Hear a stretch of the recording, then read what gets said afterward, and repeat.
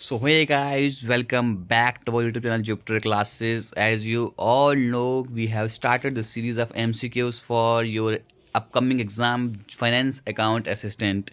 तो अभी तक हमने गाइस आपको बहुत सारे MCQs यहाँ पर प्रोवाइड कर दिए हैं। अगर मैं कहूँ आपको साइंस का टीचर भी मैंने आपके लिए अरेंज किया है, जीके के लिए भी टीचर आपका अरेंज किया है और मैं भी आपको यहाँ पर बहुत सारे MCQs प्रोवाइड कर रहा हूँ और 2 मॉक टेस्ट भी मैंने आपको प्रोवाइड कर दिए। अगर अभी तक आपने मॉक टेस्ट नहीं देखे हैं तो जाकर गाइस मॉक टेस्ट हमारे अटैम्प्ट कीजिए, फुल मॉक टेस्ट हैं। तो आज की इस सीरीज़ में बात करेंगे हम MCQs ऑफ इकोनॉमिक्स की। ठीक है, जो भी आपके इकोनॉमिक्स के जो 10 मार्क्स हैं, टारगेट है हमारा 10/10 इन इकोनॉमिक्स। ठीक है, तो हर एक टॉपिक को मैं यहाँ पर कवर करूँगा। तो हम बात करेंगे नेशनल इनकम जो आपका टॉपिक है उसके बारे में। ठीक है, तो अभी तक अगर आपने हमारी एंड्रॉयड एप्लीकेशन डाउनलोड नहीं की है तो जाकर उसे डाउनलोड कीजिए। और गाइस आप एक बात है ना, वीडियो को लाइक करते हैं ना कमेंट करते हैं, तो कमेंट करने में क्या जाता है, आप जो आपके डाउट्स वगैरह आप वहाँ पर हमें पूछ सकते हैं। ठीक है, तो सेट 1 की बात करेंगे नेशनल इनकम के, आपको मैं सेट 3 सेट करवाऊँगा। ठीक है, तो आपका एक क्वेश्चन आना तो मैं आपको 60 से 70 क्वेश्चन करवा दूंगा। ठीक है, तो जो बढ़ते हैं हम आज की वीडियो में। तो अगर अभी तक आपने हमें फॉलो नहीं किया है, हमारे फेसबुक पेज को फॉलो नहीं किया है, टेलीग्राम को फॉलो नहीं किया है, इंस्टाग्राम पे हमें फॉलो नहीं किया, तो आप हमें कर सकते हैं। सारे डिस्क्रिप्शन में आपको लिंक दिए हुए हैं और आपको एंड्रॉयड एप्लीकेशन का जो लिंक है वो भी डिस्क्रिप्शन बॉक्स में आपको मिल जाएगा। वहाँ पर आप हमारी बहुत सारी PDFs आपको मिल जाएंगी और आपको हमारा फुल मॉक टेस्ट जो है फाइनेंस अकाउंट असिस्टेंट के लिए आपको, और 150+ सेक्शनल टेस्ट जो वहाँ पर आपको मिल जाएंगे। ठीक है, तो शुरू करते हैं आज की वीडियो का बिना किसी देरी के। देखते हैं पहला क्वेश्चन है हमारे पास आपकी स्क्रीन पर। करना क्या है आपको, बस कमेंट करो यार। कमेंट करने में आपका जाता क्या है, मैं बार बार कहता हूँ, कमेंट करने में आप कुछ भी नहीं जाता है। ठीक है, तो क्वेश्चन आपके सामने आया, वीडियो को पॉज करना है, क्वेश्चन को अटेम्प्ट करना है, क्वेश्चन को कमेंट करना है। सिंपल सी बात है, बस करना कुछ है ही नहीं। देखते हैं पहला question. Which of the following is a method to measure the national income. National income measure करने का कौन सा मेथड है, सबसे नहीं अच्छा मेथड नहीं है, बल्कि कौन से मेथड है जिससे हम नेशनल इनकम को, यानी कि आपकी GDP को कैलकुलेट करते हैं, मेजर करते हैं। ऑप्शन है expenditure method, income method and product method, या all of the above. So guys आपको पता होगा क्योंकि आपने पढ़ा हुआ है, क्योंकि अभी तक तो आपकी तैयारी जो है मोर देन 90% होनी चाहिए, क्योंकि जैसे कि एग्ज़ाम आपका इतनी देर से लटका हुआ है। तो गाइज इसका आंसर ऑप्शन नंबर डी, यानी कि आपकी नेशनल इनकम को कैलकुलेट करने के लिए, मेजर करने के लिए सारे मेथड हम यहाँ पर यूज़ करते हैं। एक्सपेंडिचर मेथड भी, इनकम भी और प्रोडक्ट मेथड भी। ठीक है, ये सारे मेथड हम यहाँ पर यूज़ करते हैं। तो गाइज बढ़ते हैं नेक्स्ट क्वेश्चन की और देखते हैं क्या है।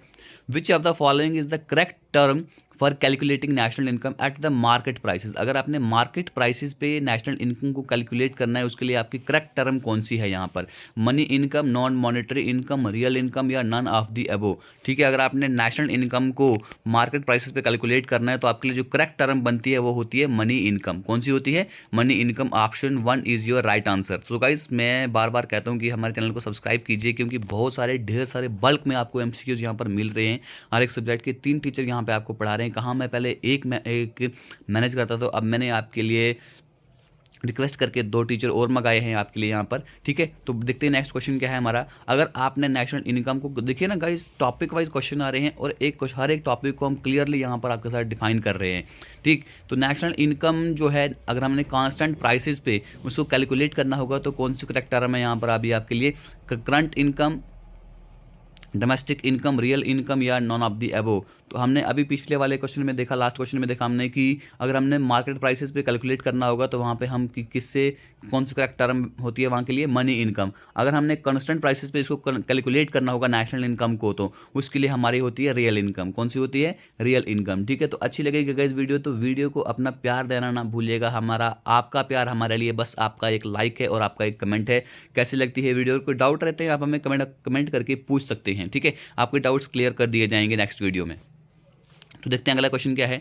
Which are the following item are not included while measuring the GNP। अगर आपको GNP को मेजर करना है तो कौन सी आइटम यहाँ पे इंक्लूड नहीं होती है, illegal and leisure activities, purely financial transaction, transferring of used goods and non market goods and services, all of the above. So guys इसका जो आंसर है वो है हमारे पास ऑप्शन नंबर डी, यानी कि इनमें से कोई भी आइटम जो है, अगर हम GNP को मेजर करते हैं तो इनमें से कोई भी आइटम जो है वहाँ पर इंक्लूड नहीं होती है। ठीक है, चलिए बढ़ते हैं नेक्स्ट क्वेश्चन की ओर। Which of the following is the employment theory related to, इनमें से जो एम्प्लॉयमेंट थ्योरी है वो किसके साथ जुड़ी हुई है, मैक्रो इकोनॉमिक्स के साथ, स्टैटिक इकोनॉमिक्स के साथ, माइक्रो इकोनॉमिक्स के साथ, या इनमें से कोई भी आंसर आपका ठीक नहीं है।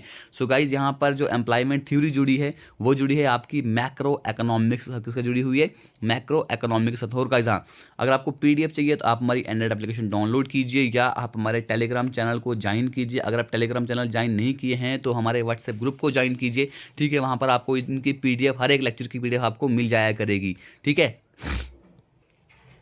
अगला क्वेश्चन देखते हैं, which of the following is the actual definition of transfer payment. Transfer payment की एक्चुअल डेफिनेशन क्या है। Transfer payment refer to the payment made as compensation to the employees within an organization. Transfer payment refer to the payment made to workers on transferring from one job to another. Refer to the payment made without any exchange of goods and services. तो आपको बताना है कि transfer payment का actual definition क्या है। इनमें से कोई भी आंसर आपका करेक्ट नहीं है। तो गाइस ट्रांसफर ऑफ पेमेंट जो होती है वो उसका आंसर है हमारे पास ऑप्शन नंबर सी, यानी कि ट्रांसफर ऑफ पेमेंट वो पेमेंट होती है जो कब की जाती है, विदाउट एनी एक्सचेंज। कोई भी गुड्स एंड सर्विसेज का एक्सचेंज जब ना हो उस वक्त आपके ट्रांसफर पेमेंट उसको हम कहते हैं, ठीक। तो बात करते हैं यहाँ पर नेक्स्ट क्वेश्चन की। नेक्स्ट क्वेश्चन है हमारे पास, the difference between the national income and net national product at market price. अगर हम देखें नेट नेशनल इनकम और नेशनल इनकम की डिफरेंस जो है कब मार्केट प्राइस पे से हम क्या कहते हैं। National debt transfer, current transfers from rest of the world, net direct taxes या ऑल ऑफ दी अबव। तो इसका जो आंसर है ऑप्शन नंबर सी, उसे हम कहते हैं net indirect taxes, net indirect taxes. तो क्या क्वेश्चन पूछा था कि नेशनल इनकम और net national product market price पे इनका डिफरेंस को हम क्या कहते हैं, उनके डिफरेंस को हम कहते हैं नेट इनडायरेक्ट टैक्सेस, ओके। तो नेक्स्ट क्वेश्चन है, which of the following is not a part of national income. National income में से कौन सा पार्ट नहीं है। Undistributed profits, income from government expenditure, the interest amount on the unproductive national debt, the payment made by a household to a firm for purchasing goods and services, ठीक है। तो अब आपको बताना है कि नेशनल इनकम के में से कौन सा हिस्सा नहीं है, ठीक है। अगर आपने पढ़ा है तो आप इसका आंसर तुरंत से कर देंगे। तो चलिए कमेंट कीजिए इसका आंसर क्या है। तो गाइस इसका जो आंसर है वो है हमारे पास the interest amount on the unproductive national debt. जो अनप्रोडक्टिव नेशनल डेट पे जो हमें इंटरेस्ट मिलता है वो हमारे नेशनल इनकम का हिस्सा नहीं है, ठीक है। तो अच्छी लग रही है वीडियो तो वीडियो को लाइक कीजिए, नहीं लग रही है डिसलाइक कीजिए। डिसलाइक क्यों कर रहे हो उसका रीज़न हमें जरूर बताइएगा हमारे कमेंट बॉक्स में कि आपको हमारी वीडियो को डिसलाइक करने का रीज़न क्या है, ठीक है। Which are the following is another term for the national net national product at factor cost. इनमें से जो नेट नेशनल प्रोडक्ट है फैक्टर कास्ट पर उसका दूसरी टर्म, उसके हम दूसरे किस नाम से उसको जानते हैं। Personal income, national income, gross national product या नेट डोमेस्टिक प्रोडक्ट, ठीक है। अगर आपको नेट नेशनल प्रोडक्ट को फैक्टर कास्ट पे निकालना है उसका दूसरा नाम है गाइस हमारे पास नेशनल इनकम। क्या नाम है, नेशनल इनकम, ओके। तो नेक्स्ट क्वेश्चन देखिए गाइस,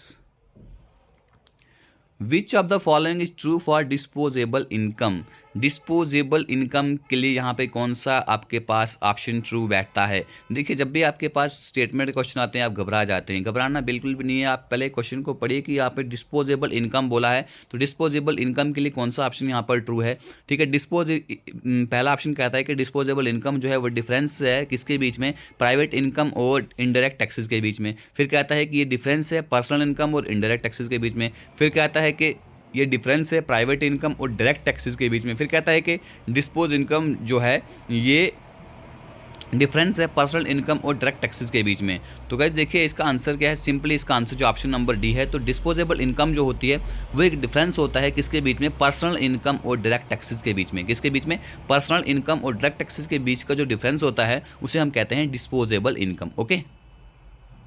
तो नेक्स्ट क्वेश्चन देखते हैं क्या है, which are the following organization calculate the GDP in India. तो इनमें से कौन सी ऑर्गेनाइजेशन जो है यहाँ पर जीडीपी जो इंडिया में उसको कैलकुलेट करती है। RBI, Indian statistical institute, national statistical office या इनमें से कोई भी नहीं। तो गाइज ये बहुत इंपॉर्टेंट क्वेश्चन है। तो जो जीडीपी को यहाँ पे कैलकुलेट करती है वो करती है नेशनल स्टैटिस्टिकल ऑफिस जो है वो हमारी यहाँ पर जीडीपी को कैलकुलेट करता है, ठीक है। चलिए अभी आप यहाँ पर कमेंट करेंगे, इसको सर्च कीजिए कि अभी हमारी जीडीपी कितनी है, इंडिया की अभी जीडीपी कितनी है। तो ये क्वेश्चन है, which of the following is the correct definition for the GDP of a country. GDP जो है कंट्री की उसकी यहाँ पे कौन सी करेक्ट डेफिनेशन बैठती है। GDP is the total monetary value of the economic transaction within a country in a given year. GDP is the total value of both monetary and non-monetary goods and services in a country within a given year. Total value of tradable goods produced in a country within a year. अब आपको बताना है कि इसका GDP की correct definition यहाँ पे कौन सी बैठती है। इनमें से कोई भी आंसर आपका ठीक नहीं है। सो गाइस, इनमें से कोई भी आंसर आपका ठीक नहीं है, ठीक है। GDP क्या होता है? GDP जो होता है, जितनी भी हमारी प्रोडक्शन हमारी विद इन हमारी कंट्री के अंदर, ठीक है, हमारी कंट्री में एक साल के अंदर जितनी भी वो ग्रोथ होती है, ठीक है, जो प्रोडक्शन होती है उसे हम बोलते हैं GDP, ठीक है। तो देखते हैं नेक्स्ट क्वेश्चन यहाँ पे हमारा, विच of the following is a true for inflation. Inflation के लिए यहाँ पर कौन सा सेट बैठता है? इन्फ्लेशन होती क्या है? The value of money increases during inflation, कहता है कि जो मनी की वैल्यू जो है वो इन्फ्लेशन के दौरान बढ़ जाती है। या फिर दूसरा ऑप्शन कहता है कि वो इन्फ्लेशन के दौरान मनी की वैल्यू घट जाती है। तीसरा कहता है कि जो वैल्यू होती है मनी की वो सेम रहती है जब इन्फ्लेशन होती है। तो पता ही आपको इन्फ्लेशन के दौरान क्या होता है, जो आपकी मनी की वैल्यू होती है वो घट जाती है, ठीक है, चीज़ें जो है वो महंगी हो जाती हैं, ठीक है, चीज़ें क्या होती हैं? महंगी हो जाती हैं। तो बढ़ते हैं नेक्स्ट क्वेश्चन की ओर। देखो, चीज़ें महंगी हो गई तो ऑटोमेटिकली आपके पैसे की कीमत जो है वो कम हो जाएगी। अगला क्वेश्चन देखिए, विच of the following is true for net national income. Net national income के लिए यहाँ पर कौन सा ट्रू है? नेट नेशनल इनकम जो है कहता है कि ये gross national product and depreciation का टोटल होता है। फिर कहता है कि नेट नेशनल इनकम जो है ये डिफरेंस होता है किसके बीच में? ग्रॉस नेशनल प्रोडक्ट और डेप्रिसिएशन के बीच में। फिर कहता है कि ये ग्रॉस डोमेस्टिक प्रोडक्ट और डेप्रिसिएशन के बीच का डिफरेंस होता है। फिर कहता है कि अगला ऑप्शन कहता है कि ये जो नेट डोमेस्टिक प्रोडक्ट है और डेप्रिसिएशन के बीच का डिफरेंस होता है। So guys, net national income जो होता है ये होता है हमारे पास जो डिफरेंस होता है GNP, यानी कि GNP gross national product and, और जो हमारा डेप्रिसिएशन होता है उसके बीच के डिफरेंस को हम कहते हैं नेट नेशनल इनकम, ठीक है। तो देखते हैं अगला question, which of the following is true for the national income of a country. National income जो है इसके लिए कौन सा ऑप्शन आपके पास यहाँ पर ट्रू बैठता है, ठीक लगता है आपको? If the saving exceeded the investment with in a country, the national income will rise. If the saving exceed the investment within a country, the national income will fall. If the saving exceed the investment within a country, the national income will fluctuate. If the saving exceed the investment within a country, the national income will remain constant. ठीक है, तो इसका जो answer है वो है option number D, ठीक है। अगर जो आपकी सेविंग है आपके इन्वेस्टमेंट को एक्सीड करती है, आपकी सेविंग इन्वेस्टमेंट से बढ़ जाती है आपकी कंट्री में, ठीक है, तो उस वक्त जो नेशनल इनकम जो है वो कांस्टेंट रहेगी। ये हम आपके पास नेशनल इनकम का यहाँ पर ट्रू ऑप्शन बैठता है, ठीक है। तो नेक्स्ट क्वेश्चन देखते हैं गाइस हमारा क्या है, which of the following is the definition यहाँ पर क्लोज्ड इकोनॉमी। क्लोज्ड इकोनॉमी की डेफिनेशन यहाँ पर क्या है? क्लोज्ड इकोनॉमी ऐसी टाइप की इकोनॉमी होती है जहाँ पर मनी जो है, money supply is totally controlled by the government, जहाँ पे टोटली जो मनी सप्लाई है उसको गवर्नमेंट कंट्रोल करती है। या क्लोज्ड इकोनॉमी वह इकोनॉमी होती है जहाँ पे ना इम्पोर्ट होता है ना एक्सपोर्ट होता है, ठीक है। फिर कहता है क्लोज्ड इकोनॉमी वो टाइप की इकोनॉमी होती है जहाँ पे डेफिसिट फाइनेंसिंग होती है। उसके बाद कहता है क्लोज्ड इकोनॉमी ऐसी इकोनॉमी होती है जहाँ पे दूसरी कंट्रीज़ में कोई एक्सपोर्ट नहीं होता है, ठीक है। तो इसका जो आंसर है कि क्लोज इकोनॉमी वह इकोनॉमी होती है जहाँ पे ना एक्सपोर्ट होता है ना इंपोर्ट होता है, ठीक है। तो ऑप्शन बी आपका यहाँ पर सही आंसर है। तो बढ़ते हैं इस वीडियो के नेक्स्ट क्वेश्चन की ओर। टोटल नंबर ऑफ क्वेश्चन 20 है इसमें। विच of the following is not needed while considering the GNP। जब आपको GNP का क्या कंसीडर करते हैं उसमें से आपको इनमें से किसकी ज़रूरत नहीं पड़ती है? The net investment made by the foreigner with in a given period, the total of private investment made with in a given period, the total purchase of goods made by the government with in a given period, the total per capita income of the citizen of a country with in a given period. तो कौन सी चीज़ को आप यहाँ पर consider नहीं करते हैं जब आप GNP को कैलकुलेट करते हैं? तो जो टोटल पर कैपिटा इनकम होती है सिटीजन की कंट्री की गिवन पीरियड में, उसको हम यहाँ पर कैलकुलेट नहीं करते, उसकी ज़रूरत नहीं पड़ती है हमें GNP को कैलकुलेट करने के लिए, ठीक है। तो नेक्स्ट क्वेश्चन है, the primary sector with in a country for the calculation of national income include. जो प्राइमरी सेक्टर है हमारी कंट्री में, अगर हमने नेशनल इनकम को कैलकुलेट करना है उसके लिए कौन सी चीज़ की जरूरत पड़ती है?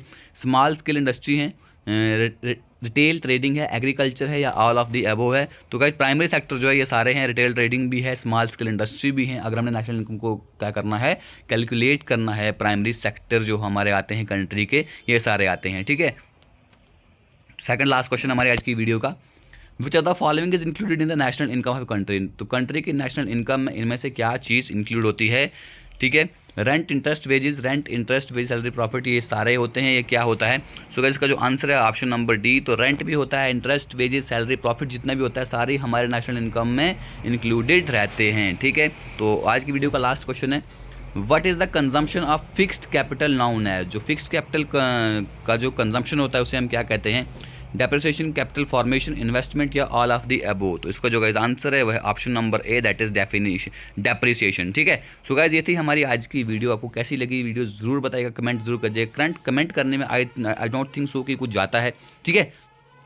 तो चैनल को सब्सक्राइब कीजिए, वीडियो को शेयर कीजिए और हमारी एंड्रॉयड एप्लीकेशन डाउनलोड कीजिए। जाकर वहाँ पर देखिए आपको क्या चीज़ देख जो आपके काम की चीज़ होगी उसके आप वहाँ से ले सकते हैं। ठीक है। तो खत्म करते हैं आज की video guys. Thank you, God bless you all, जय हिंद।